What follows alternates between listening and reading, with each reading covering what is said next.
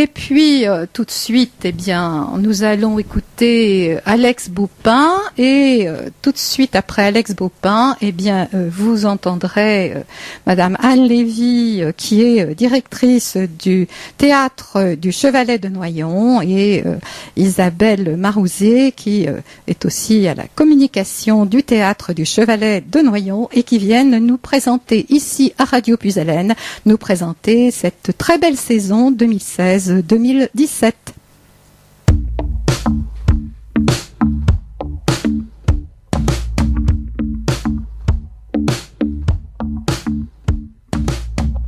On est loin des corps plongeant dans l'eau verte, des odeurs de chlore, des piscines couvertes. On est loin de nos pupilles.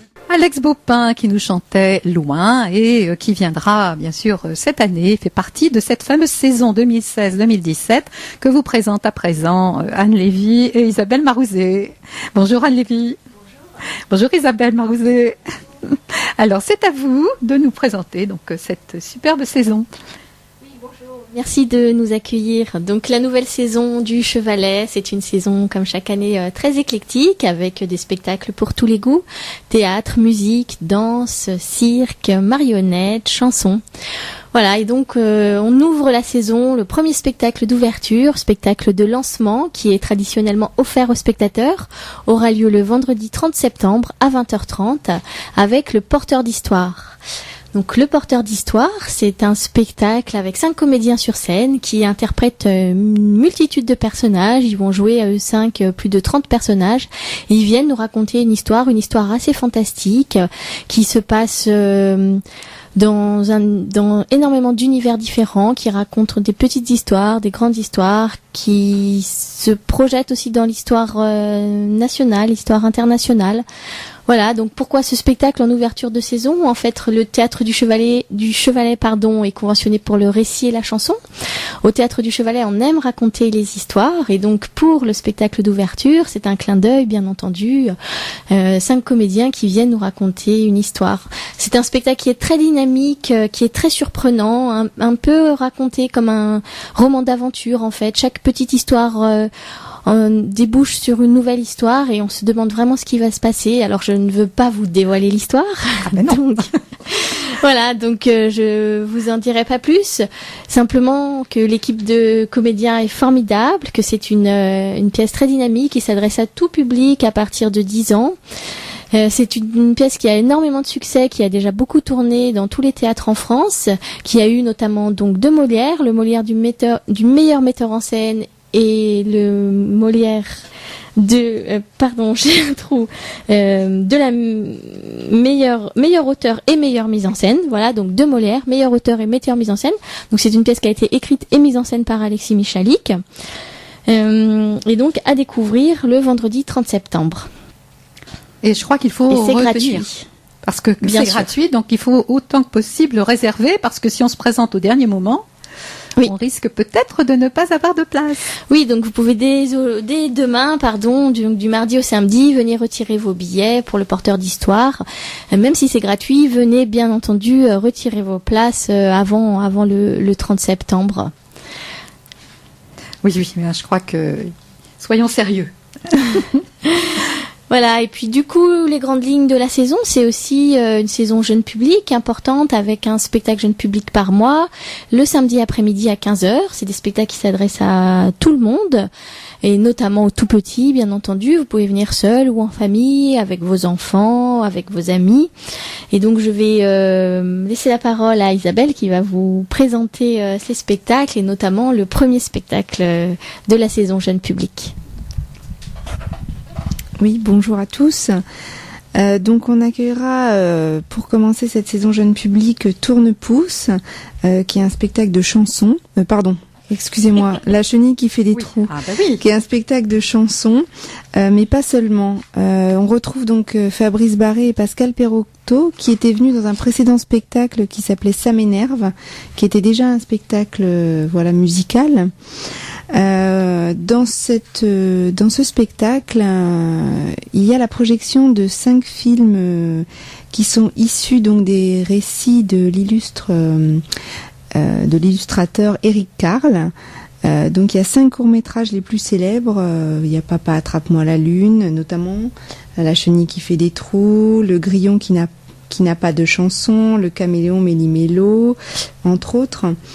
Et ces courts-métrages donc sont accompagnés sur une musique acoustique de ces 2 compères, avec contrebasse, clarinette, harmonica, mais aussi beaucoup de bruitage pour mettre de l'animation à tout ça. Les styles de chansons, c'est plutôt du jazz, de la musique de cirque, musique improvisée aussi, et ça permet de marier les univers et en même temps de rassembler petits et grands sur ce spectacle. Mais il n'y a pas que celui-là dans la saison, effectivement. On a d'autres genres pour le tout public. On a aussi du conte musical, du théâtre d'objets, de la marionnette, de la danse. Ça va vraiment de 2 ans à, de toute façon, jusqu'à, je dirais, 99 ans, puisque les spectacles jeunes publics sont non seulement pour les enfants, mais faits aussi pour les familles. Oh oui. Voilà. Et puis pour les grandes personnes aussi. Exactement. Donc c'est pas uniquement réservé à nos chères têtes blondes, mais c'est vraiment pour tout le monde. Donc on accueillera juste après donc Barsala au mois de décembre, où là vraiment pour un conte musical. C'est son tout premier spectacle pour le jeune public et c'est le 3e album lui de sa carrière. Donc chanson française, Barsala, que Geneviève fera découvrir au fil des émissions, voilà. Donc il raconte l'histoire d'un jeune garçon qui vit quand même dans un monde assez imaginaire et qui nous emmène un petit peu dans ses rêves, à la découverte de ce qui lui plaît, de ce qui le fait rêver.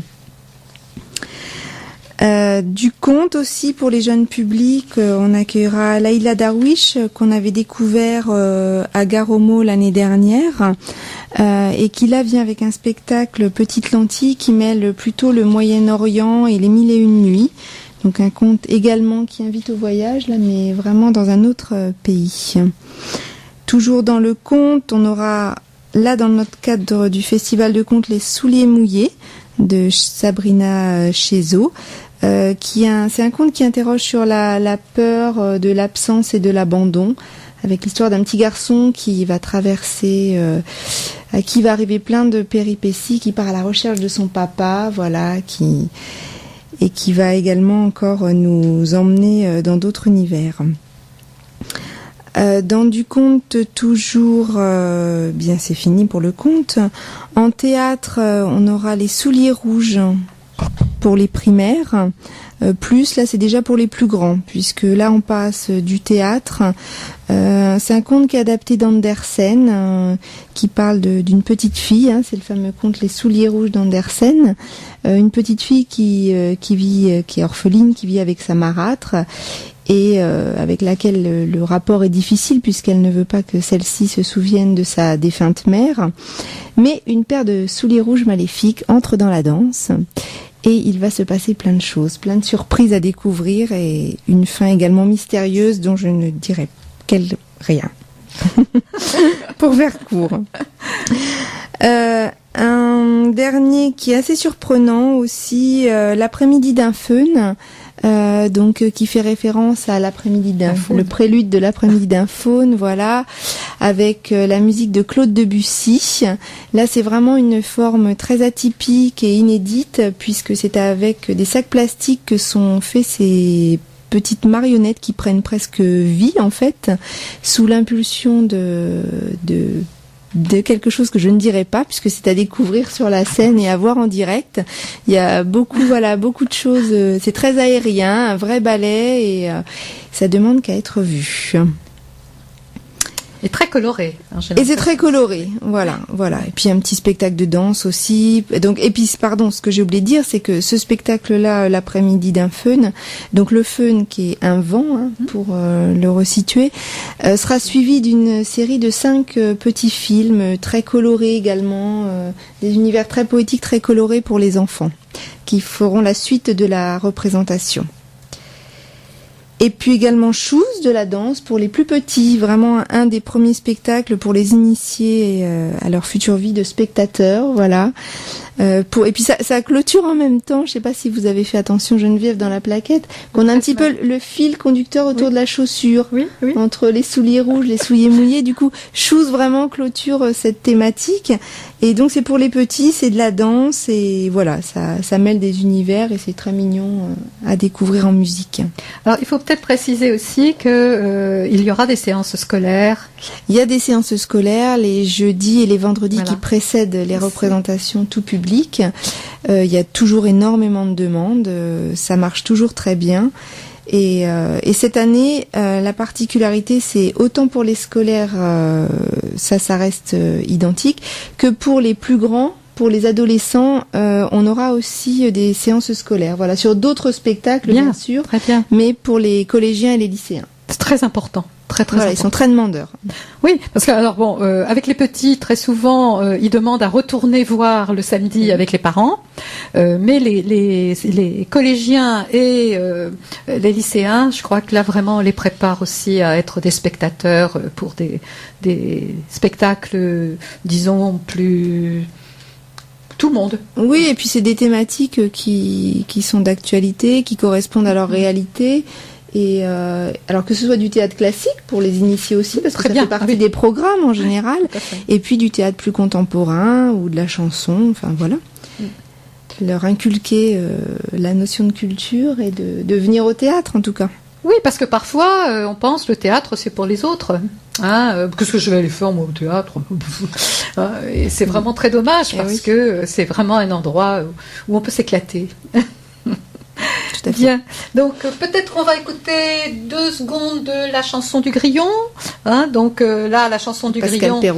Pascal Perotto, c'est donc extrait de ce spectacle La Chenille qui fait des trous et autres histoires.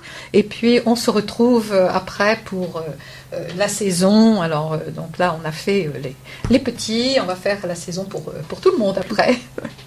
Donc la chanson du Grillon.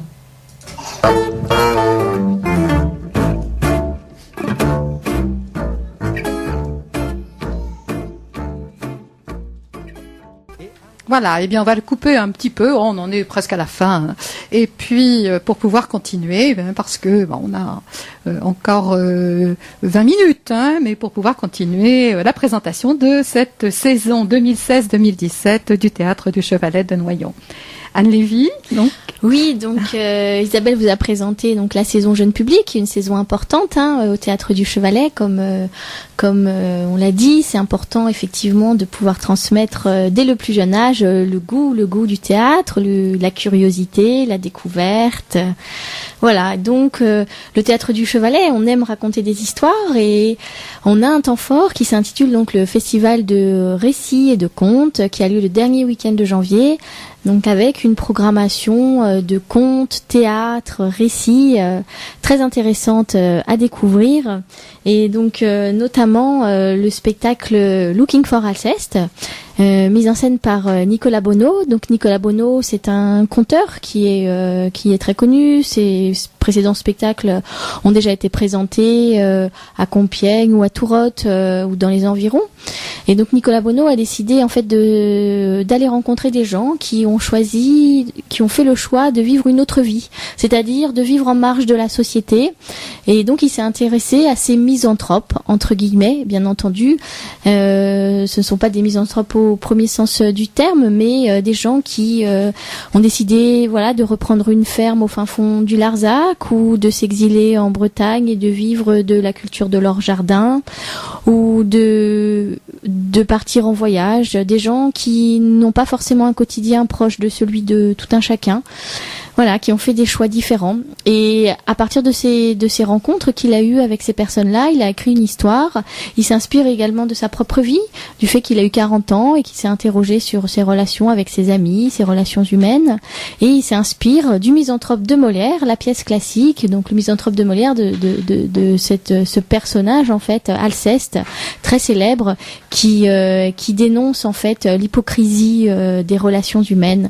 Voilà, donc avec toute cette matière, Nicolas Bonneau, on le voit, a créé un spectacle qui s'intitule donc Looking for Alceste, et donc que l'on accueillera dimanche 29 janvier à 15h dans le cadre du Festival des Contes et Récits.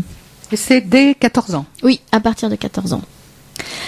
Voilà, donc je vais continuer donc sur le théâtre maintenant avec une très grande pièce que nous accueillons de Marivaux.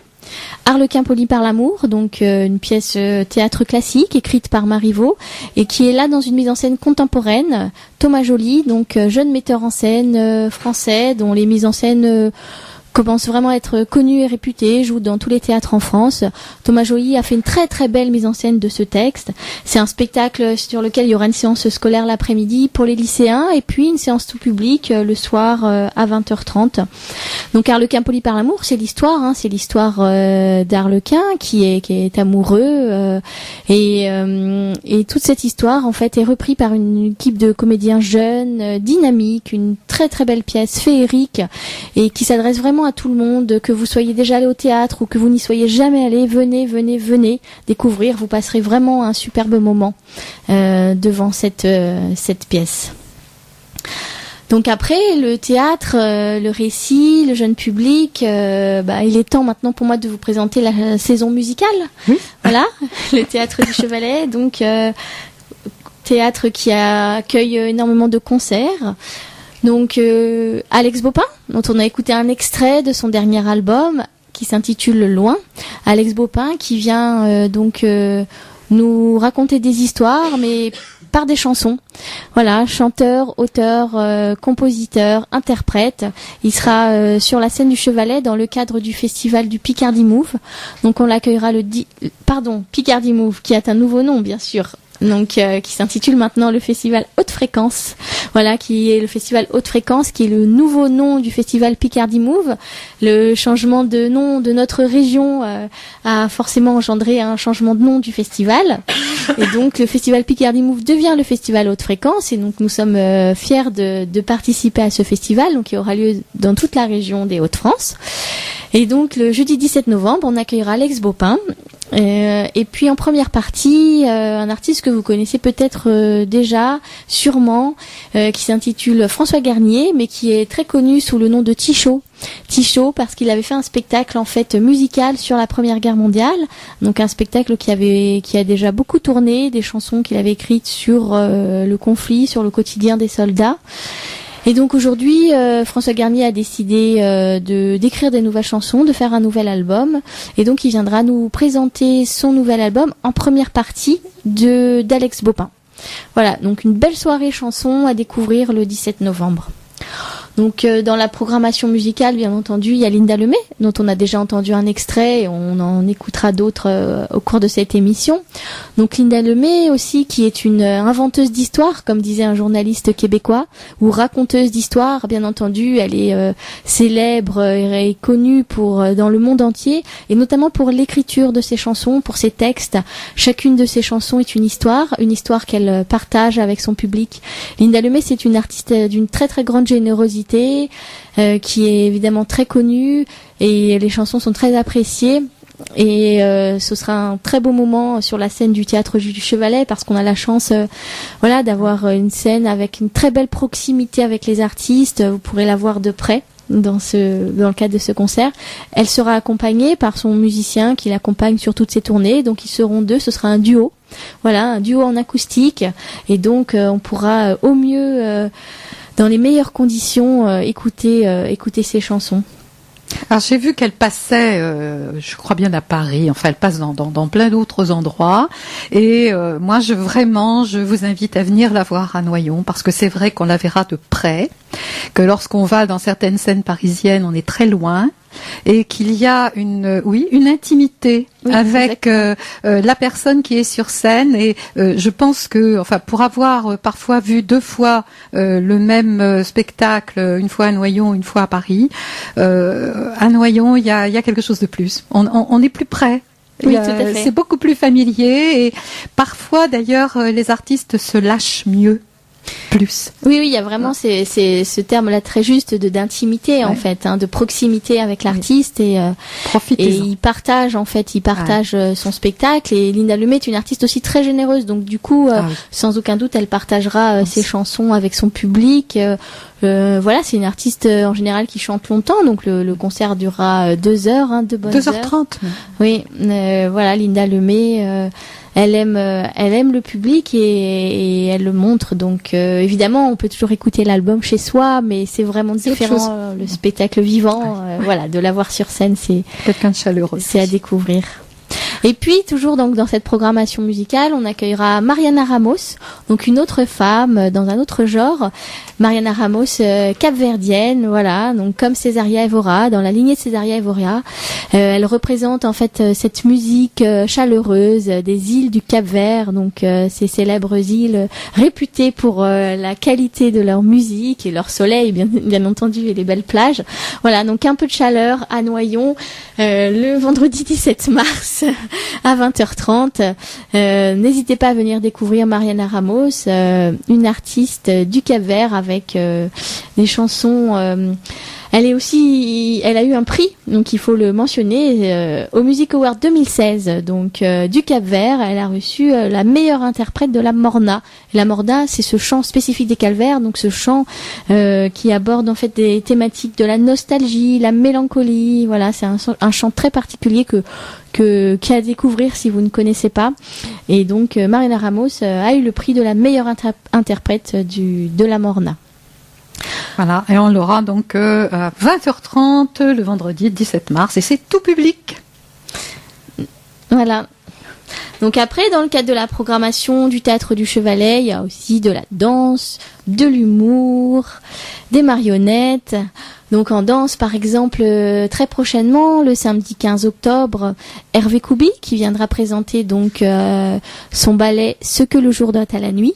Donc un très beau ballet avec plus d'une dizaine de danseurs sur scène qui interprètent ensemble cette chorégraphie dans laquelle Hervé Koubi en fait s'intéresse à ses origines, à la Méditerranée. Voilà, un spectacle très rythmé, très dynamique, avec des acrobaties assez impressionnantes. Les danseurs sont vraiment ont des corps magnifiques, sautent dans tous les sens. Voilà, se déploie vraiment sur toute la scène du théâtre. C'est un ballet à couper le souffle. Donc, si vous n'avez jamais vu de danse, n'hésitez pas à venir. Ce spectacle vraiment et s'adresse à tout le monde. Vous allez pouvoir voir une dizaine de danseurs vraiment dans une performance époustouflante. Donc, c'est le samedi 15 octobre à 20h30. Alors, ce que le jour doit à la nuit, moi, comme tout de suite, quand j'ai vu, je me suis dit, tiens, Yasmina Khadra. Voilà. Alors, Yasmina Khadra, donc, a fait un roman que j'ai déjà présenté ici, sur ses origines, puisqu'il parle effectivement de l'Algérie où il est né, etc.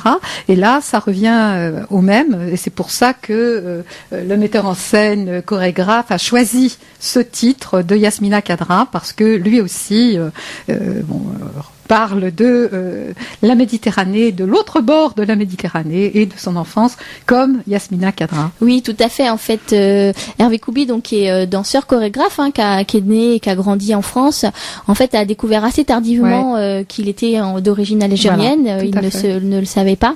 Et donc, du coup, quand il a lu le livre de Yasmina Khadra, Ce que le jour doit à la nuit, en fait, il a décidé de s'en inspirer pour son ballet. Voilà. Donc, effectivement, vous pouvez aussi lire le livre de Yasmina Khadra, Ce que le jour doit à la nuit. Superbe roman passionnant qui se lit très rapidement et qui est l'histoire d'un petit garçon de son enfance et de la réflexion qu'il fait sur les gens qui l'entourent, son entourage et la vie. Et puis venir découvrir ce ballet. Alors là, c'est un ballet, c'est une chorégraphie, donc c'est uniquement dansé, mais on retrouvera des sonorités, des costumes, etc., des choses qui nous rappelleront en fait cette Méditerranée qui leur est chère aussi bien à Hervé Koubi qu'à Yasmina Khadra. Oui, puis alors des corps qui font ce qu'ils veulent, c'est incroyable. Vous les verrez, ils volent. Oui, alors ça, pour essayer d'en parler davantage, ça mêle vraiment la danse traditionnelle, la danse contemporaine, la danse de rue. Voilà, c'est vraiment un spectacle de danse qui mêle toutes les danses en fait. Volontairement, Hervé Koubi a voulu croiser les différentes danses. Donc c'est de la danse traditionnelle, un peu comme dans le festival de folklore que vous connaissez sûrement, qui a lieu chaque année à Noyon, mais également de la danse contemporaine, parce qu'Hervé Koubi a une formation donc de danseur, et puis de la danse de rue, puisqu'il a pris en fait des jeunes danseurs à Alger, les a recrutés, les a formés, et donc du coup il mêle en fait 3 types de danse pour un ballet époustouflant. Oui. Donc je rappelle, samedi 15 octobre à 20h30, retenez, c'est dès 8 ans.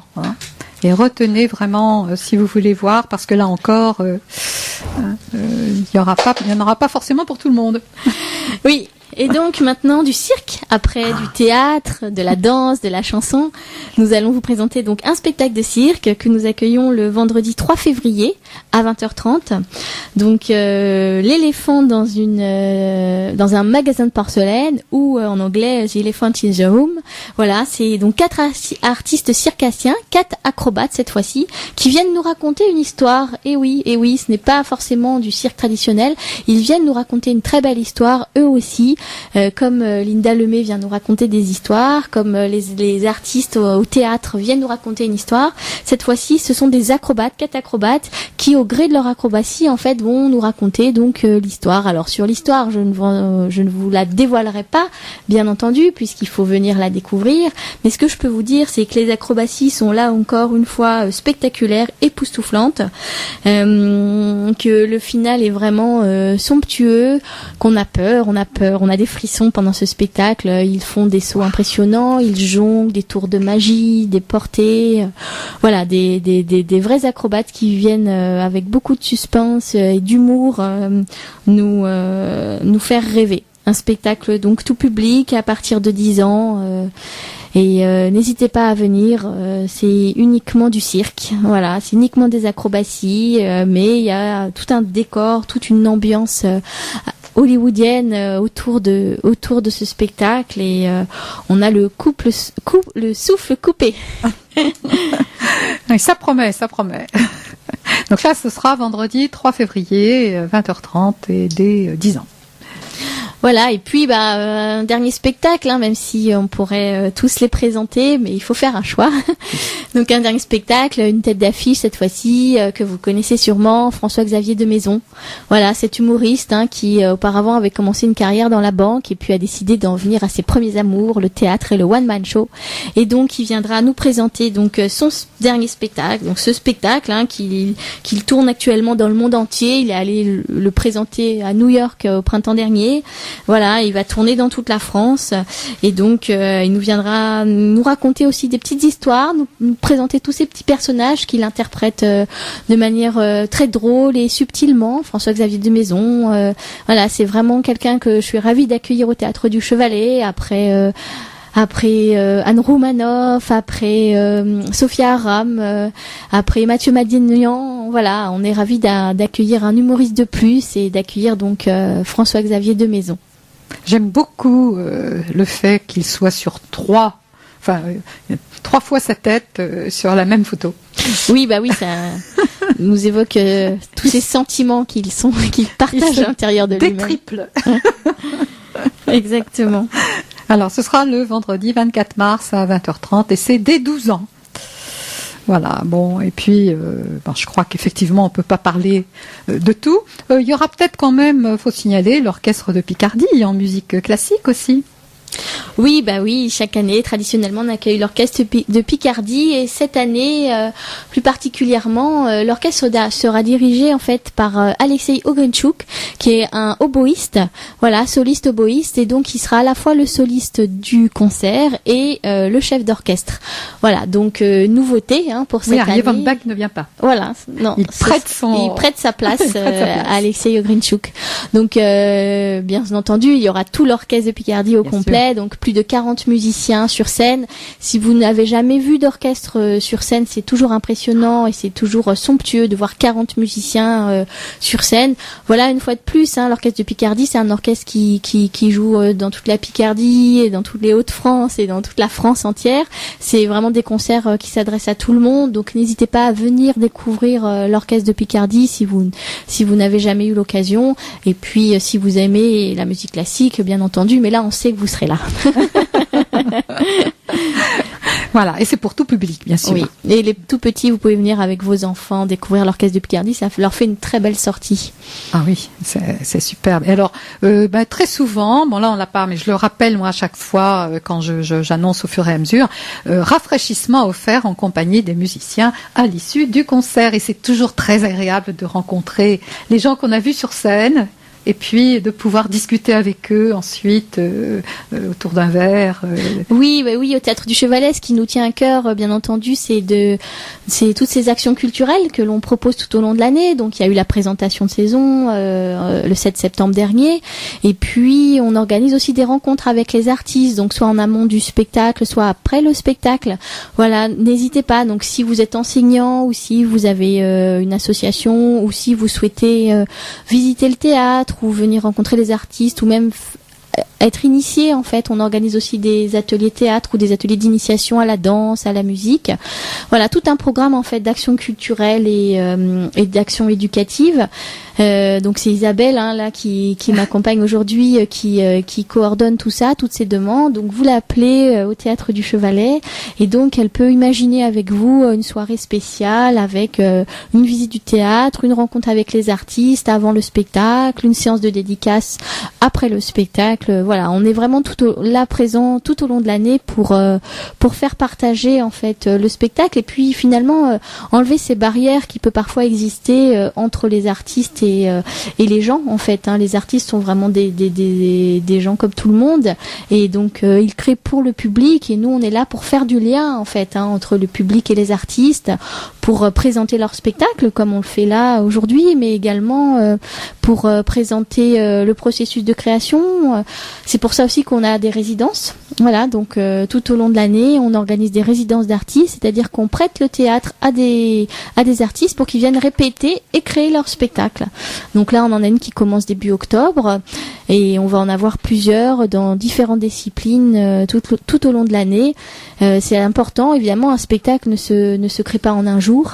Un spectacle, c'est beaucoup de travail, de temps de répétition, et donc le Théâtre du Chevalet est un outil, c'est une scène que l'on prête aux artistes pour leur permettre de répéter dans de bonnes conditions. Il y a parfois des premières qu'on peut voir. Et donc chaque année, effectivement, les gens qui sont accueillis en résidence souvent présentent déjà Tout à fait. Ils s'entraînent. Exactement. Donc soit ils en sont au milieu de la création de leur spectacle, donc on appelle ça une étape de travail en fait, et on ouvre les portes du théâtre au public. Le public vient voir les artistes où ils en sont dans leur travail. Soit effectivement les artistes ont quasiment terminé, donc là c'est une première. Ou une répétition générale. Voilà, donc en général les sorties de résidence sont des moments qui sont gratuits, qui sont ouverts à tous. Donc n'hésitez pas, si vous êtes curieux, vous êtes les bienvenus. Voilà, tout est expliqué dans le programme du Théâtre du Chevalet que vous pouvez retirer à l'accueil du Chevalet. Et puis un petit peu partout. Et un petit peu partout dans les lieux publics, bien entendu. Il y en a ici à Radio Puisalène, souvent dans les bibliothèques.